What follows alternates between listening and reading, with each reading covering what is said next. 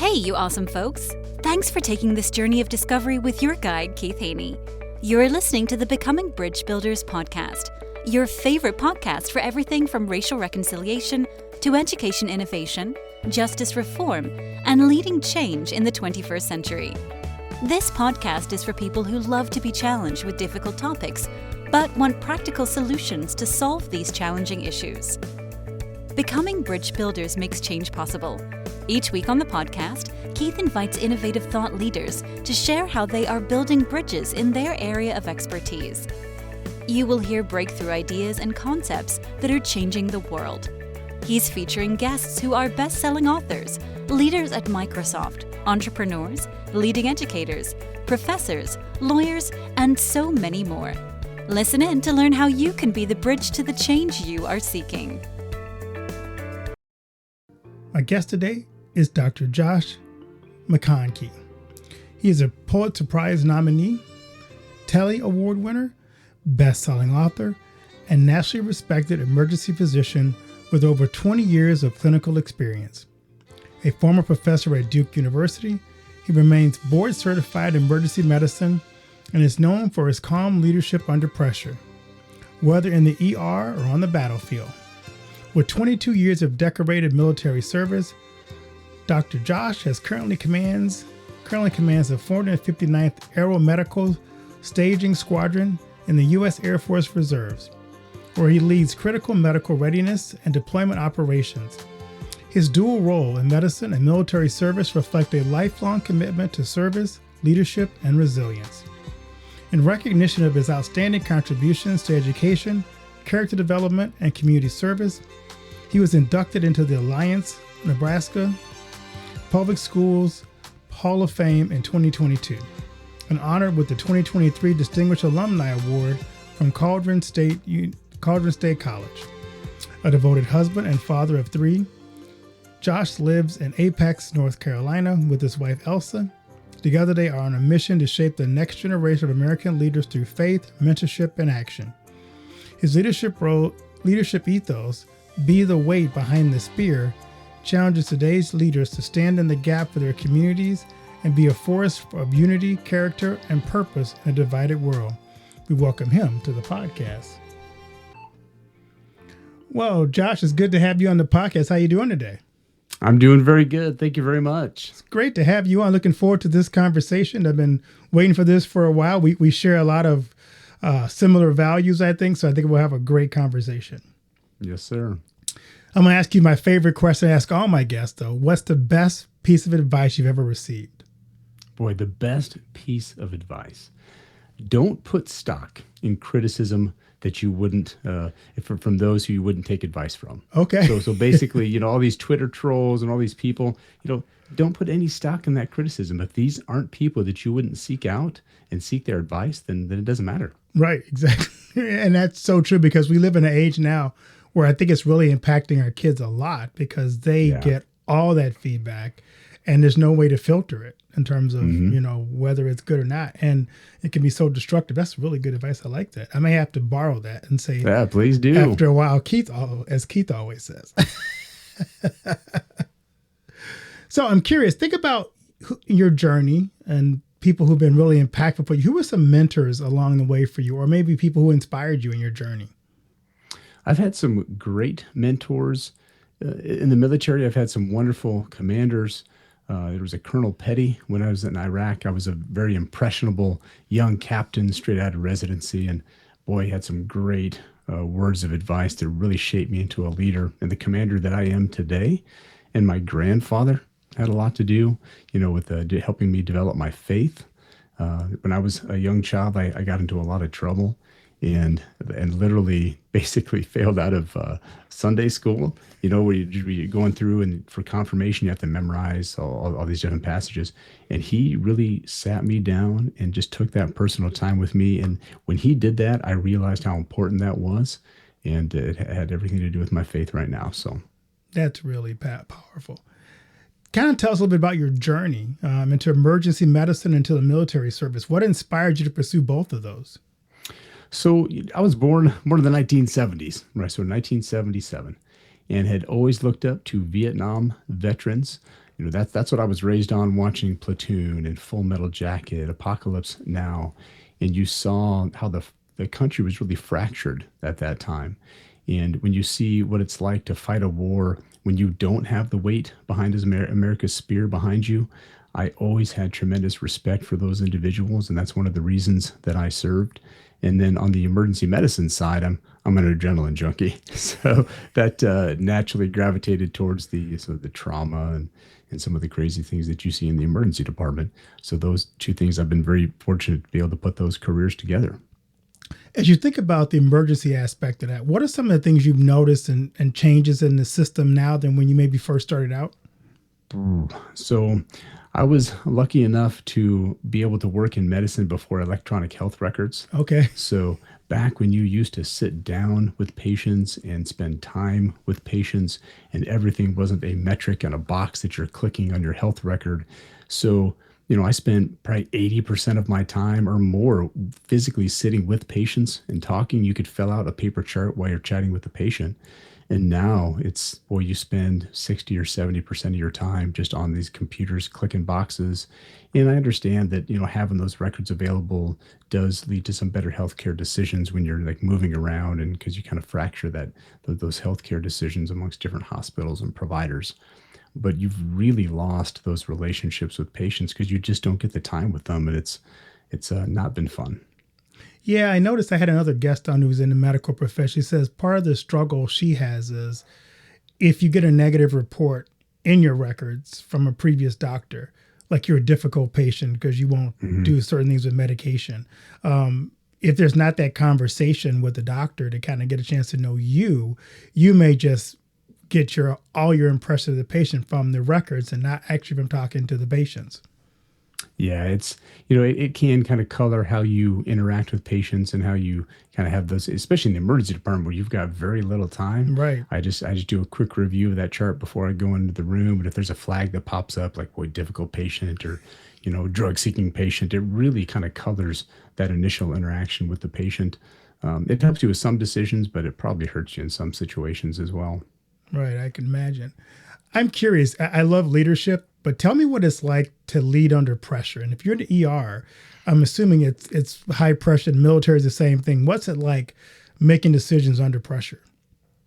So for me, the emergency medicine side of things, and in combat, I served in Iraq in 2007. Just those times under pressure, things are sharper for me. So some people can just operate under that type of pressure. Some can't. Emergency medicine, generally, that adrenaline junkie, you're seeking those high risk, high reward situations, and you can just think well under pressure. Some people just can't do that. Now, there is ways in which you can hone those skills and work on those skills. But for a lot of people, you either have those skills or you don't. And on the leadership side on the military side, it's really all those mentors and the things that you've been through in the past all make up who you are as a leader now. I'm a commander right now in the Air Force. So. Wow, that's cool. So let's talk about your book, Be the Weight Behind the Spear. What motivated you to write that book? So over the past several years, I've just seen some changes in healthcare and in our military servicemen and women, specifically as an emergency doctor. So this generation is a generation that these young 18 to 25-year-olds, we've, had some decisions that were made, some policy decisions that, doesn't do any good to pass the blame, but here's the facts. So you shut these kids out of school, you shut them out of church, you shut them out of their communities for several years during their really formative years. And as a result, they've had a significant increase in mental health issues. And there's a mental health crisis in this country. So as an emergency doctor, I see the anxiety, the depression, the suicides, unfortunately. And I see those same issues as a military commander in this age group. They lack resiliency skills. They fold at a moment's notice. And I just realized that somebody has to do something. Because this is what I'm seeing. Otherwise, I just go to work every day and I just feel like I'm beating my head against the wall, doing the same thing over and over and over. But in writing the book, I felt empowered and I'm getting this message, my prescription to fix that problem. And it's been very well received. So I feel very blessed. So I've heard that term before, tip of the spear. What's tip of the spear metaphor for you in the book? Yes. So to really understand what it means to be the weight behind the spear, you got to understand what that spear is, the tip of the spear. So I've been really fortunate to work with special operations. I was medical director for PJs, like pararescue, combat search and rescue. And these individuals do crazy things that no one else on planet Earth can do. They jump out of helicopters and airplanes behind enemy lines in the most dangerous environments you can imagine, saving lives and doing great things. I don't jump out of helicopters for the most part unless I really, really have to. And I don't take lives, I save lives as a physician. But every one of these individuals has someone in their life that gave them the amazing confidence. It's their teachers and coaches, families, their colleagues around them. That's the weight behind the spear. And that's what makes these individuals so impressive, and just really those skills that they have. It's all about the weight behind it. And that's the tip of the spear. Love it. You talk about in this book ethical living and personal responsibility, and use a lot of personal anecdotes and reflections about how ordinary citizens can contribute to the national strength by supporting leaders and fostering unity. Tell us about some of the anecdotes that you used in the book that really resonated with you. Oh boy. So some great stories. You talk about, people recognize good leadership. Sometimes it's hard to define that until you've seen some really bad leaders. Right. And one of the examples, I had a CEO at a hospital. So I had part ownership in a freestanding emergency department in Texas. And the CEO was doing some very, very shady things. I had actually applied for a national security position on the National Security Council. I do EMS, like FEMA disaster medicine. I'm fellowship board certified. So there was an opportunity. And as I applied for that, there's a lot of top secret security questions, and all the business issues I knew were clearly a problem. So this CEO, man, he was embezzling money. He was writing off a lawsuit that involved some sexual harassment issues from another business through our business. He was siphoning off money from payroll, $130,000 he overcharged us. And at the end, he just straight up stole $650,000 out of the bank account for back management expenses. And, I went to him and I was like, hey, I can't be a part of this. I have a security clearance. I'm applying for this top secret, level clearance. And he offered me a $3.4 million bribe. So unfortunately for him, he found the one guy on planet Earth that would turn down $3.4 million, because my integrity is very important to me. I told him, listen, I'm a colonel in the United States Air Force. I will not compromise that integrity for one penny. And unfortunately, he went a little berserk. He tried to bankrupt the company. He ran it straight into the ground, literally just to spite me. Refused to pay bills. And by the end of it, I found out that he had done this through many other businesses where he has them all sign their non-disclosure agreements, gives them the money, gives them the bribe, and they all walk away. But he found the one guy that wouldn't do that. So he actually threatened the family. We moved to Australia for a year to get away from him. I filed a lawsuit during COVID to stop him from bankrupting the company, but it was right in the middle of COVID, and we couldn't even get a court date.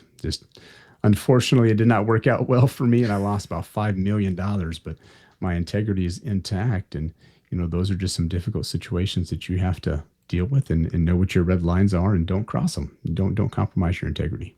So that's one of the key issues or themes in your book is true leadership requires moral backbone and integrity.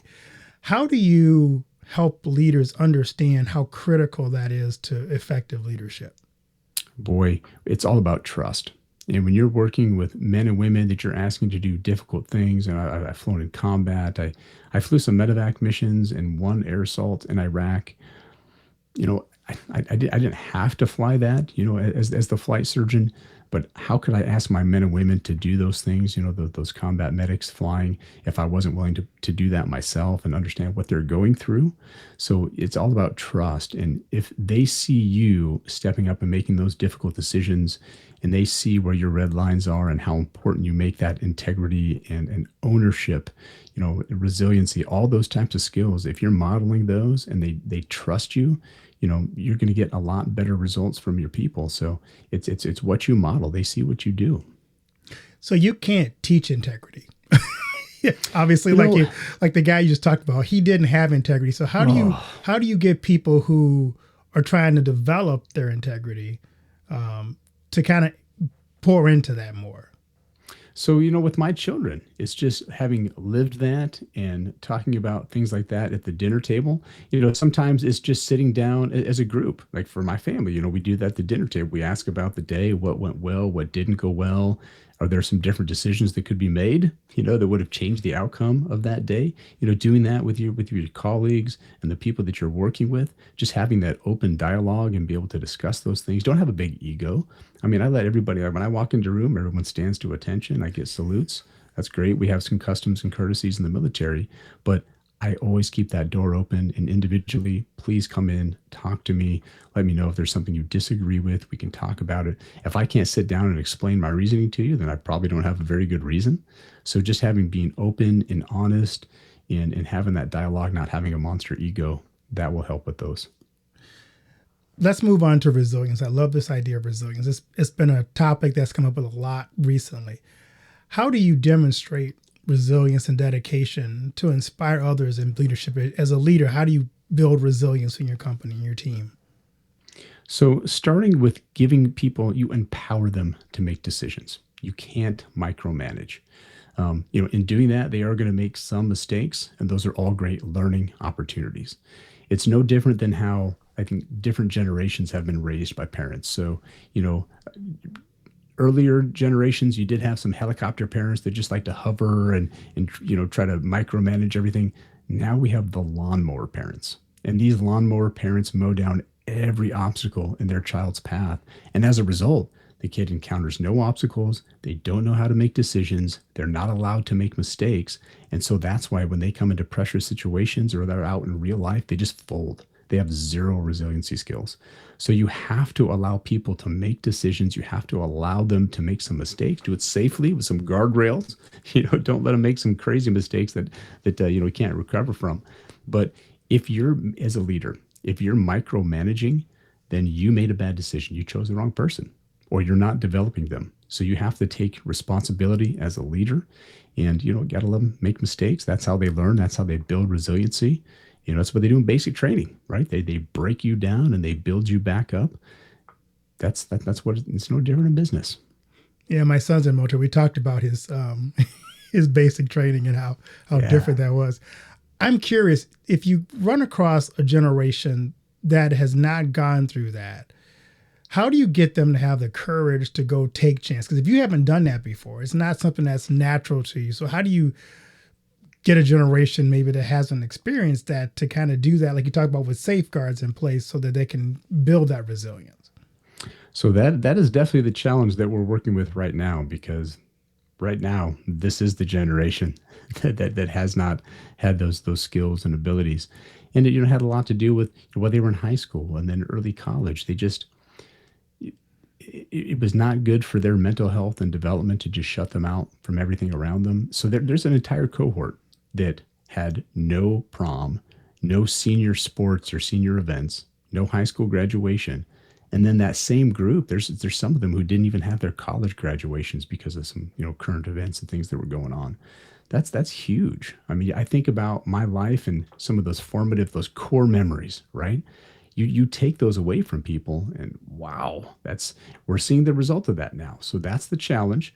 We have to find a way through their big tie where their entire identity is tied to social media and this more artificial world.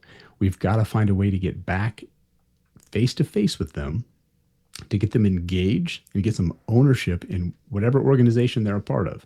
They have to have that ownership and feel like they're part of that team.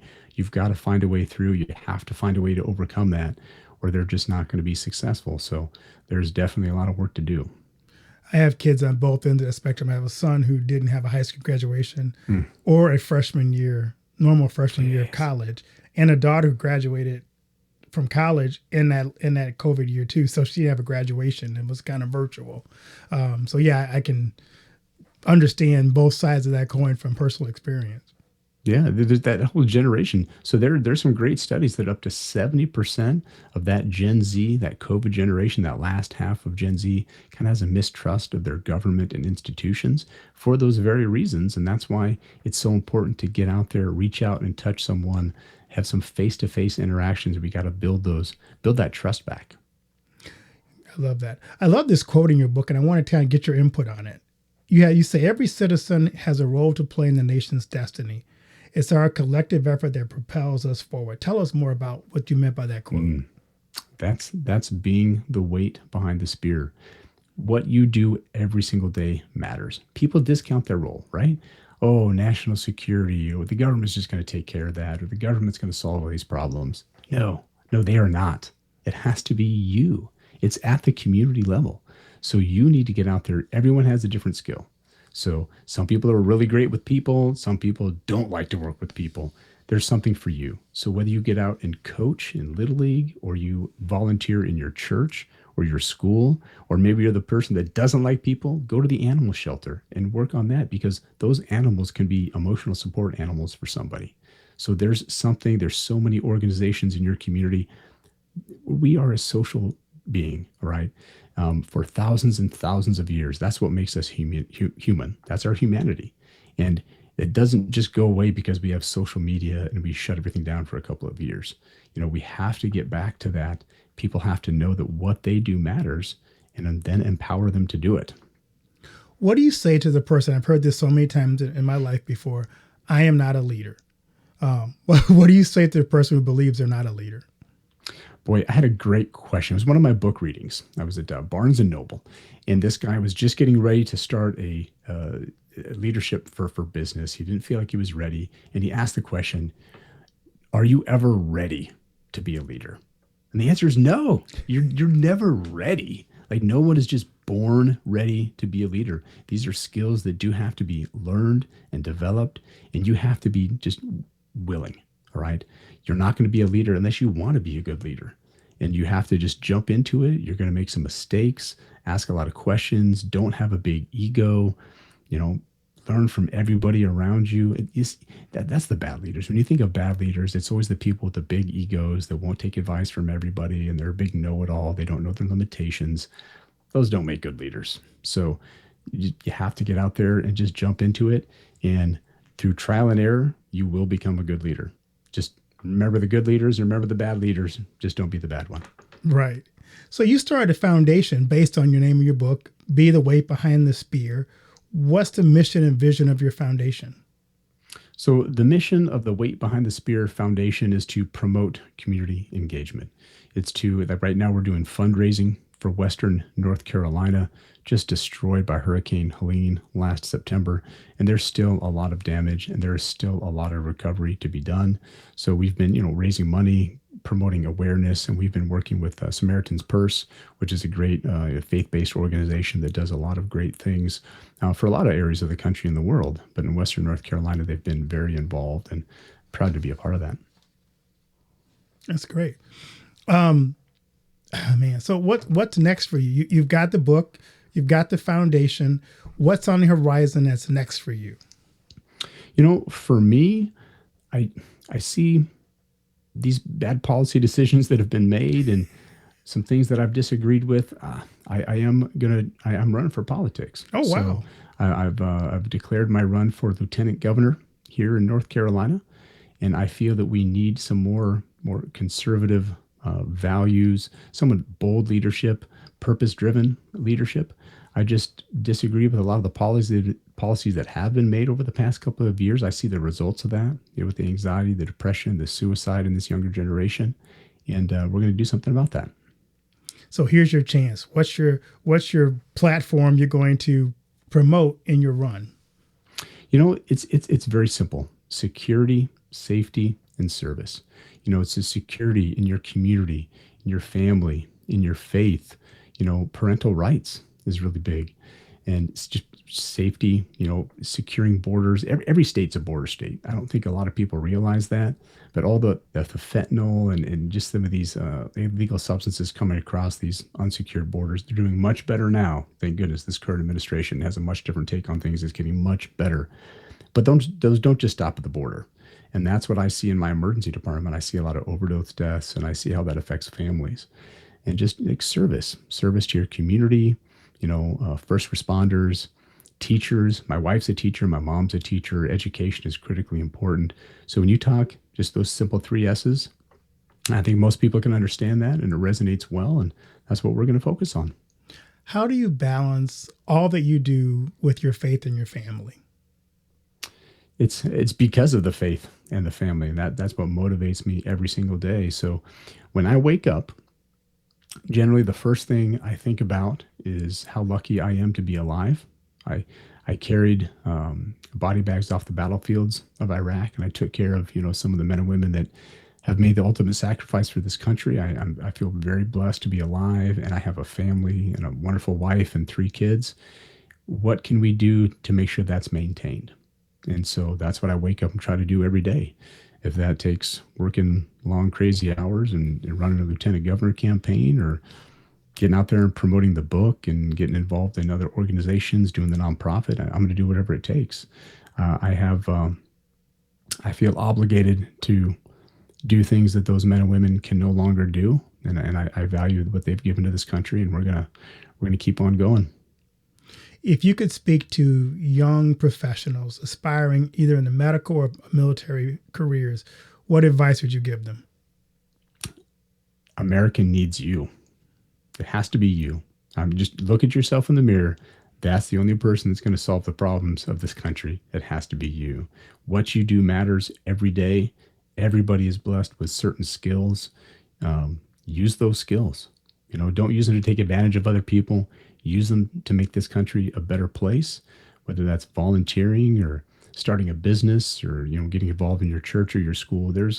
We need you. America needs you. I love it. I love to ask my guests this other question. This is the bookend of the first question. What do you want your legacy to be? My legacy, I want my children, I want my grandchildren to just be proud of what I've done. So when I wake up and think about them and, the men and women that I carried off the battlefields, we have to leave this country better off than how we found it.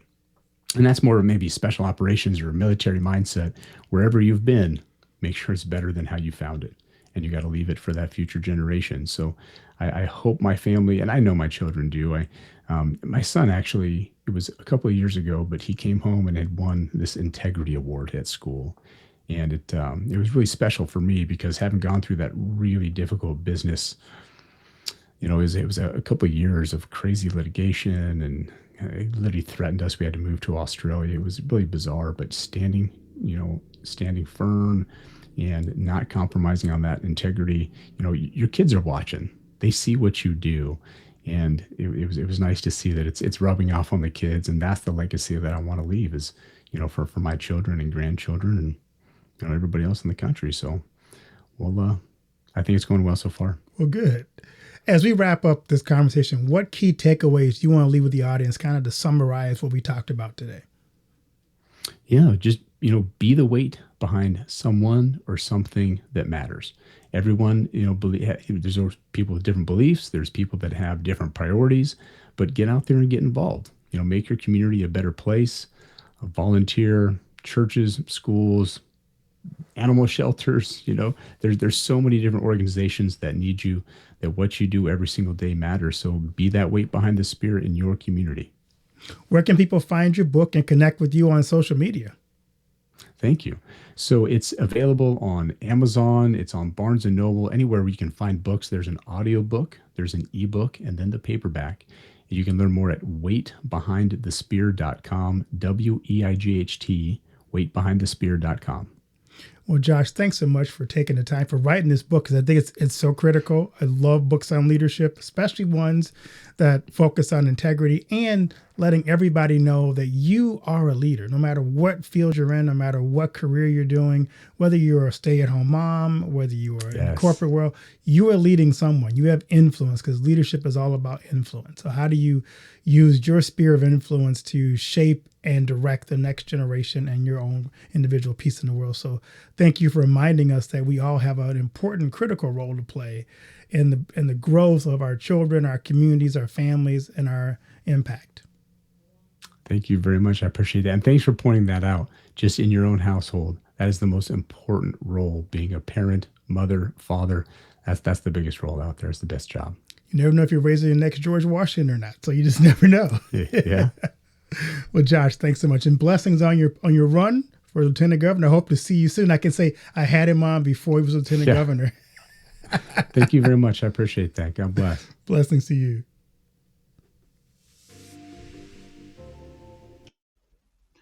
Do you know that most entrepreneurs hit a revenue ceiling and have no idea why?